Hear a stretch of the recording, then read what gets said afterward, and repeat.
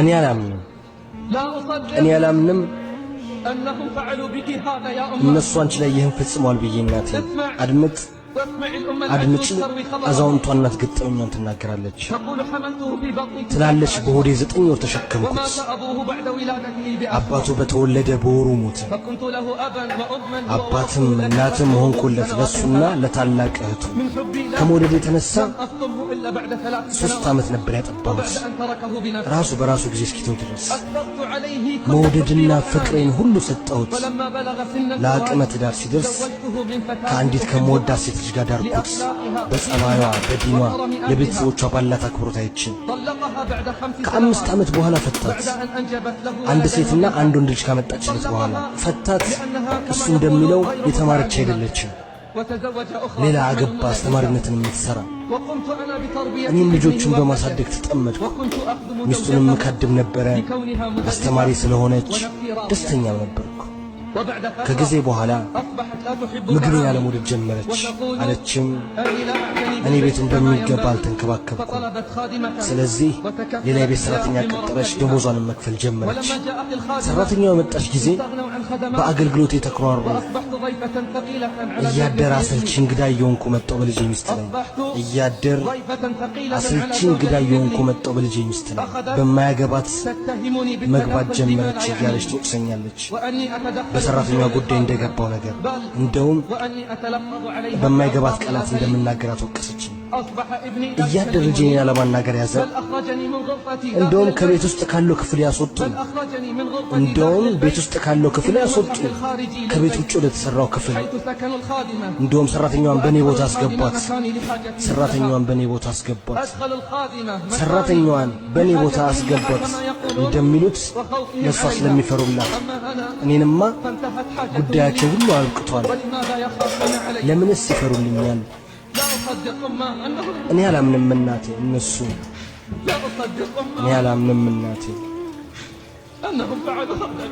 አንቺ ላይ ይህን ይፈጽማሉ ብዬ ትላለች ቻልኩት ይህንንም ችዬ ወደድኩ ንዴቴንም ደበቅኩ ምክንያቱም ልጄን እወደዋለሁ ደሞ ለወንድና ወንዱና ለሴቱ ልጅ ስል ከመጀመሪያ ሚስቱ ለወለዳቸው አንድ ቀን ሌላ ከተማ የምትኖረዋን ልጄን ዘይሬያት ተመለስኩ ወደምኖርበት ሰርቪስ ሲሄድ አገኘው ዕቃዬን ፍራሼንም ትንሿ ሳጥኔንም ከክፍሉ ውጭ ተጥሎ በሩን ስቆረቁርባቸው ምክንያቱን ስጠይቅ የልጄ ሚስት አለችኝ ልጄ ከኋላዋ ቆሞ ሰርቪሱን ፈልገነዋል የዕቃችን መጋዘን እንዲሆን አለች እኔ ሴት ልሂድ አልኳት እኔ ሴት ልሂድ በእንደዚህ አይነት ወቅት አለች ሚስቲቱ አለች የትም ቦታ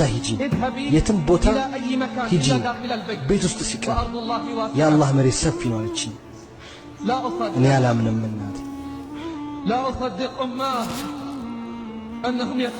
እነሱ አንቺ ላይ ይህን ይፈጽማሉ ብዬ የታሉ ልቦች የታሉ ስሜቶች ትላለች እናት የሚገርመው ልጄ ከኋላዋ ነው ምንም አልተንቀሳቀሰም አንድም ቃል አልተናገረም የጎረቤትን በር አንኳኳው በጣም ብርዳማ በሆነ ወቅት ላይ ወደ ጎረቤታችን ዘንድ ስገባ አልኩ ዛሬ ሌሊት እናንተ ጋር ማደር ፈልጋለሁ አልኩ ተገረመች ምን እንደምናግራ ገባኝ ግልጹን ነገርኳት አለቀሰች አላምንም ብላ አልኳት ዛሬ ብቻ ነው እናንተ ጋር ማድረው ከዛም ጠዋት ልጄ መጣ ትወስደኛለች አይዞሽ አለችኝ ቤቱ ቤትሽ ነው ባልቴቷ ትላለች ከዛም ጠዋት ላይ ለልጄ ደወልኩላትና ነገሩን ሁሉ ነገርኳት ጠየቅኳት መጥቷ እሷ ዘንድ እንድትወስደኝ ግን እሷ አማሃኘች ምክንያቱም ባለቤቷ በጣም ተጠቧል እሷ ዘንድ 2 ቀን ብቻ በተቀመጥኩበት ጊዜ ታዲያ እንዴት ነው እነሱ ጋር ብኖር ከዛም የስልኩን ማዳመጫ ዘጋችው ያ አላህ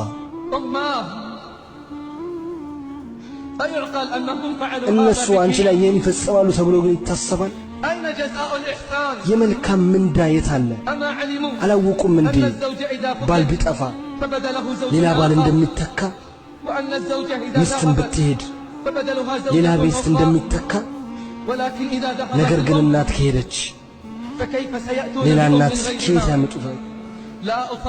እኔ አላምንም እናቴ እነሱ ይህን አንቺ ላይ ይፈጽማሉ ብዬ ትላለች አዛውንቷ። ልጄ የስልኩን ማዳመጫ ዘጋችው፣ አብራም የተስፋዬን በር ዘጋችው። ተስፋ ነበረኝ እሷ ዘንድ እንድኖር፣ ምክንያቱም ልጄ ነች፣ እሷ ነች የምትችለኝ። ትልቅነቴና እርጅናዬን ማለቅስ ጀመር፣ የማለቅስበትን እንባ እስካጣ ድረስ። ጎረቤቴ ነገሩን ስታውቅ ለቅሶዬን ተካፈለችኝ፣ አይዞሽ አለችኝ። ይሄ ቤትሽ ነው፣ እኛም ቤተሰቦችሽ ነው።